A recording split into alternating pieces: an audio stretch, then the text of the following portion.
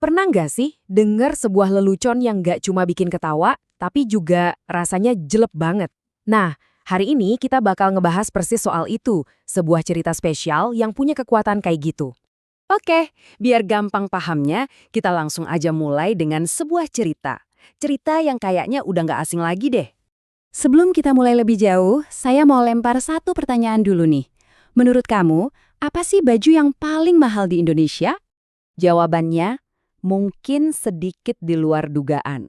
Bukan gaun desainer, bukan juga batik tulis sutra, tapi baju tahanan KPK. Aneh banget kan? Gimana ceritanya seragam oranye ini bisa jadi yang paling mahal? Nah, ternyata ada cerita sindiran yang keren banget di baliknya.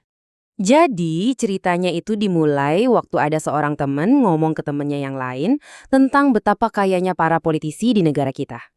Terus, temennya ini nimpalin dengan sebuah punchline yang, wah, nusuk banget deh. Dan lelucon ini ditutup dengan sebuah penjelasan yang logis tapi sekaligus menohok. Nah, inilah yang bikin cerita ini jadi lebih dari sekedar ketawa ketiwi biasa. Ada kritik tajam di dalamnya.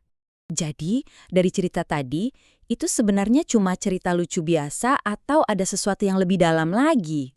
Nah, inilah yang kita sebut sebagai teks anekdot. Intinya, ini adalah sebuah cerita pendek yang lucu, tapi juga punya makna, dan seringkali diangkat dari kejadian beneran. Jadi, apa bedanya sama humor biasa? Gini, kalau humor biasa ya tujuannya simple, cuma buat bikin kita ketawa. Tapi anekdot ini beda. Dia punya misi rahasia, yaitu untuk nyindir atau ngasih kritik, tapi dengan cara yang halus banget. Sekarang, yuk kita coba bedah strukturnya, biar kita tahu gimana sih sebuah lelucon cerdas kayak gini dibangun langkah demi langkah. Ternyata, setiap anekdot yang bagus itu biasanya ngikutin 5 langkah ini.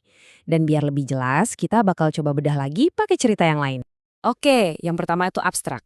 Anggap aja ini kayak cuplikan atau trailernya.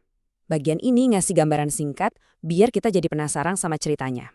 Langkah kedua adalah orientasi. Nah, di sini kita dikenalin sama latar tempatnya, sama tokoh-tokohnya. Jadi kita kebayang siapa, di mana, dan kapan cerita ini terjadi. Lalu masuklah kita ke bagian krisis. Ini puncaknya cerita, di mana keanehan atau konfliknya muncul.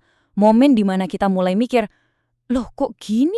Habis krisis, muncullah reaksi. Ini adalah tanggapan si tokoh terhadap masalah tadi, dan biasanya disinilah letak lucuan utamanya, bagian punchline-nya. Dan yang terakhir, koda. Ini adalah penutupnya, bagian yang isinya pesan moral atau sindiran dari cerita itu. Bagian yang bikin kita mikir, oh ya juga ya, setelah kita selesai ketawa. Oke, selain punya struktur yang rapih tadi, apalagi sih ciri-ciri yang bikin sebuah anekdot itu jadi khas dan efektif banget? Jadi, ada 5 karakteristik utamanya. Pertama, dia itu menghibur. Kedua, bikin kita mikir. Ketiga, pastinya ada sindiran. Keempat, seringkali berdasarkan kisah nyata. Dan kelima, mirip dongeng, ada pesan moralnya. Dari segi bahasa, anekdot juga punya ciri khas. Misalnya, sering banget pakai dialog langsung biar ceritanya terasa lebih hidup, atau pakai pertanyaan-pertanyaan yang sebenarnya nggak butuh jawaban. Nah, yang menarik, anekdot ini bukan cuma ada di buku pelajaran loh. Dia terus hidup dan berevolusi sampai sekarang, di zaman digital ini. Sebenarnya ya, kita ini sering banget loh lihat anekdot di dunia online, mungkin tanpa kita sadari. Coba deh pikirin, meme yang lagi viral, komik strip pendek, atau bahkan pesan-pesan lucu yang di-forward di grup WhatsApp. Itu semua seringnya adalah bentuk anekdot modern.